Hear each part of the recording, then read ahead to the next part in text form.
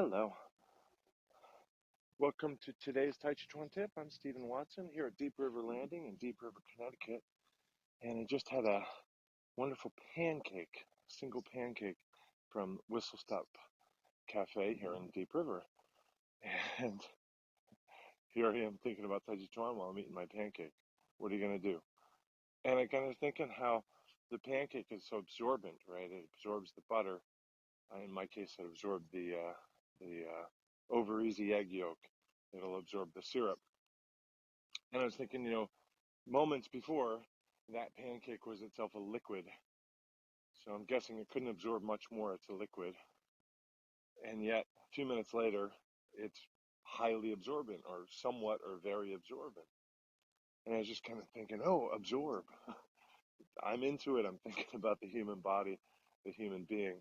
And I'm thinking, can I, perhaps through the fire, the heat of my gong fu, the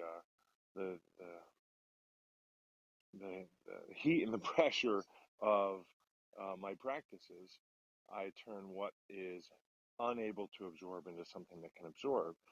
And so I'm kind of been practicing here for a couple minutes, thinking about the pancake, right? I'm not really thinking about the flatness or the tastiness so much as the space. And I'm guessing that the pancake dries out some from the heat.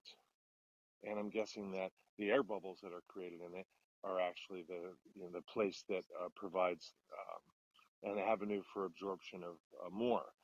But anyway, I invite you to consider maybe your breakfast and see how that can inspire your Tàijíquán. But for me, it's just been a fun couple moments to think about, can I absorb where I didn't think I could absorb? So, and I assume you're absorbing the classics, right? Rereading them regularly? Thanks. Love.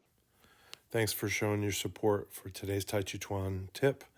Tips really go a long way. And if you can't afford to help financially, comment, subscribe, share, and like, and all that stuff.